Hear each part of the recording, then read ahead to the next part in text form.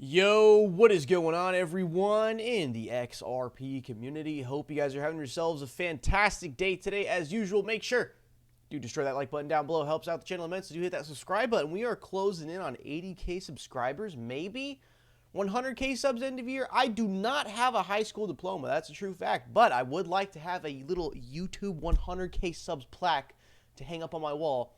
And when people ask me where my high school diploma is, I can point to the YouTube plaque. Guys, let's go ahead and get into it today.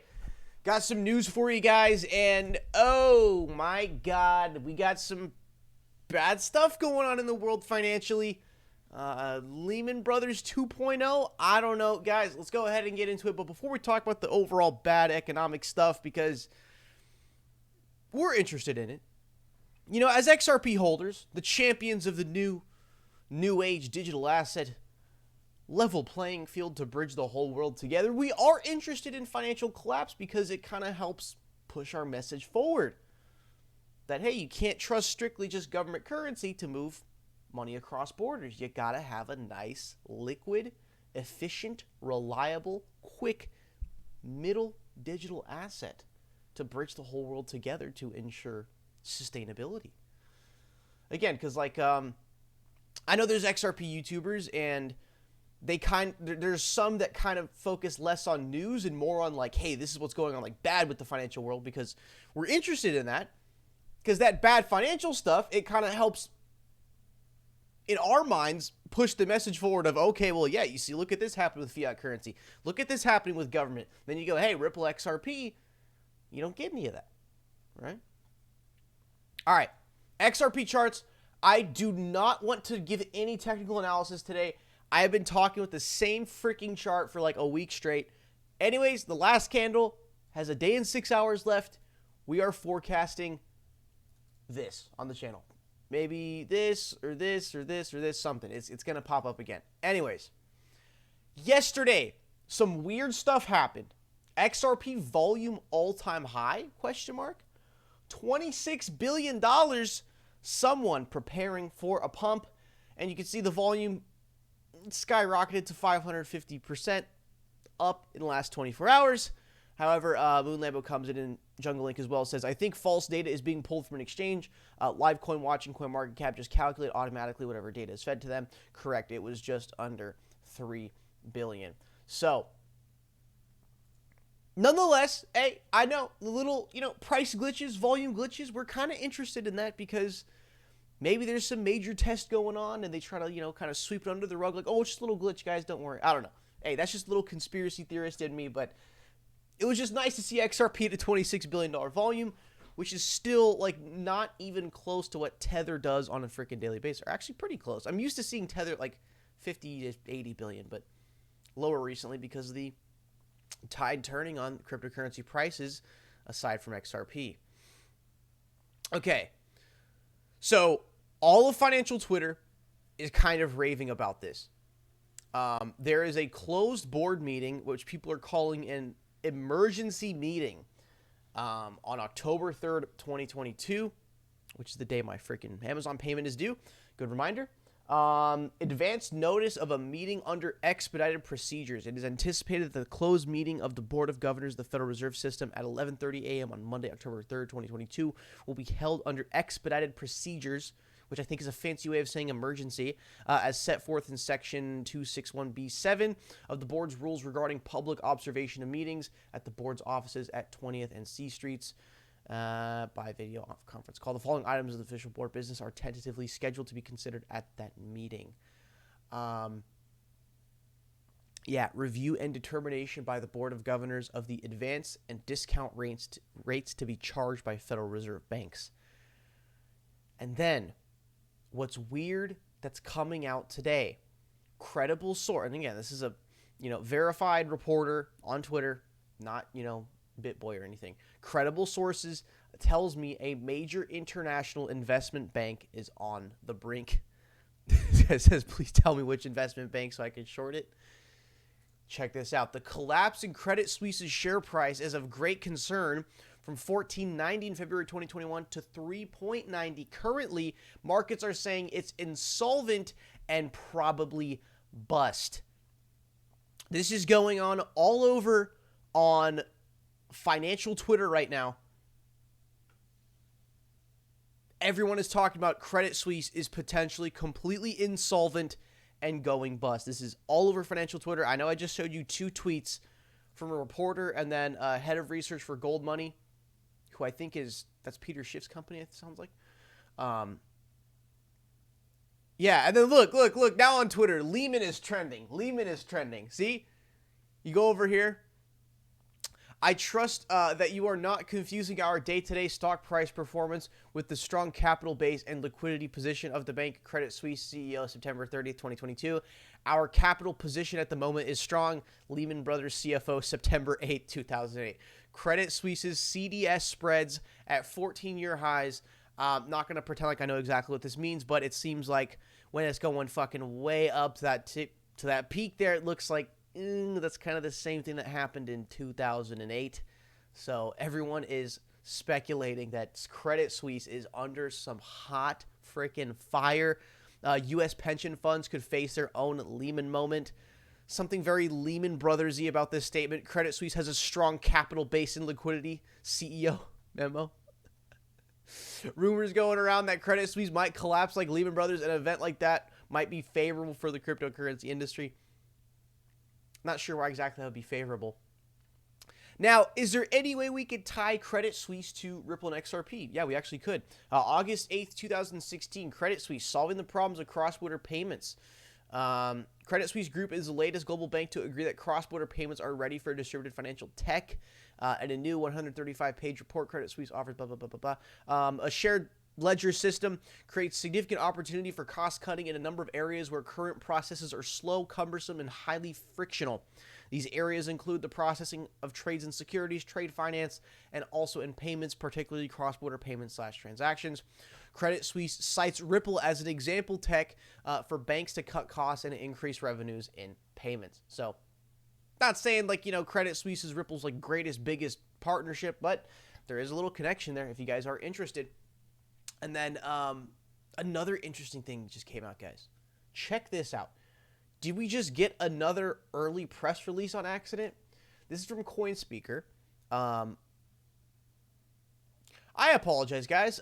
People love to post information on Twitter and pretend like it's new information. I apologize. I jumped the gun on this one. I should have done more research. But if I see a tweet in an article on Twitter and it's got a bunch of likes, a bunch of retweets, I'm thinking it's like brand new information. But now I'm just noticing right now this is from 3 years ago. Anyways, the point being was there was an announcement, and the announcement leads to an error code page. I thought it was breaking information, but you know what? Honestly, I guess not. People love to do that. They post like old articles from a long time ago. I understand, the one where it was, what was it called? Yoshitaka Kitao from SBI. And it was him saying, like, a long time ago that by 2025, every bank in Japan will use XRP. That one gets reposted a lot, but I understand why, because of the magnitude of that statement itself. But, yeah, guys, we got some weird stuff going on with Credit Suisse today. Got another Lehman Brothers or something. I mean, that's very, very weird that Federal Reserve announces very sudden emergency meeting. Essentially what it sounds like, just interest rates. And just today, or just like yesterday and today, it comes out that Credit Suisse is looking like they're having some problems. So everyone is comparing on Twitter, Lehman 2008, Credit Suisse 2022. Lehman hopes for capital raising plan soon. Credit Suisse has strong capital base and liquidity. Like the CEO is coming out and saying, hey, we have strong capital and liquidity. There's nothing going wrong with us. We have no liquidity crisis over here. Don't worry about us. God. Charles Gasparino scoop. Federal Reserve officials getting increasingly worried about financial stability as opposed to inflation as higher rates begin to crush bonds. Several big investors tell me. Fed growing worried about possible Lehman moment with a 4% FF rate as bonds and derivatives tied to them crash. Given the enormous debt issued in just the past 3 years at super low rates, a Fed watcher told me the UK intervention was not a one-off and the same systemic risk that could happen here, which might cause the Fed to pause. That does not sound good. More later on Fox business. Well, guys, look, I'm just a 22-year-old kid on the internet. I'm not saying I understand the economy by any means, but as I, have gone through my 5-year journey with XRP, which, I mean, hey, like people, I know Bitcoin Max is like, oh, dude, you're not even a moon boy yet. Like, you haven't even mooned on your money. But, hey, honestly, XRP's treated me well. I'm still up 100% on all the money I ever put in. All the money I ever put into XRP right now is literally like more than double at current prices. I ain't going to complain. In my mind, I have like a mental illness where my XRP is not money. It's really weird, bro. My mind is like engineered itself to be a proper XRP holder. Because the money I have in my bank account, in my head, that's like, hey, that's my money. I need bills paid, rent, car, parts, whatever. Okay, I got that money. But my brain will never acknowledge my XRP bag as something that is spendable money. Okay? Because basically, if I want to be very honest and upfront with you guys, the amount of XRP I have in dollars, it's not like, oh my god, a shit ton of money, but it's, oh my god, shit ton of money for my age. If that makes sense. Like, I'm just trying to give you guys an idea of my XRP bag. Like look, if I'm like, 20, 30 years older, this amount of money is like nothing. But for my age, not going to school, it's like, okay, wow, this is actually quite a bit, if that makes sense. So again, my point being, through my journey with XRP, XRP has taught me a lot of things about markets, the importance of liquidity. I mean, when I first came into XRP, I'm hearing the word liquidity. What the hell is liquidity? And it's like, oh, liquidity. That actually very much makes sense, Liquid, can move around freely, easy to trade back and forth, right? So it's like XRP, hey, I took my whole XRP bag, throw it on whatever exchange, dump it all, I get the money, it's liquid. But again, then you have things like iPhone. I mean, hey, there is liquidity, but it's not near as liquid as XRP. Because if I take my iPhone, put it on Craigslist on eBay, it's like, I could get liquidity for it, but it's not very liquid to where I can get a very set price very easy. It's going to be a lot of low ballers. We take $400. Yeah, that kind of thing, right? But it's really weird, guys, because, again, I'm no financial expert, but let me give you I'm just a 22-year-old kid from California. This is what it looks like to me. I don't know if this happened in other states, but in California, which is like the largest GDP state of America, I'm pretty sure. Sounds like it. I'm pretty sure California exports like the most. When the Bovity mask virus stuff came out, right? They started handing out those stimulus checks. And to me, that was just a very, very odd moment.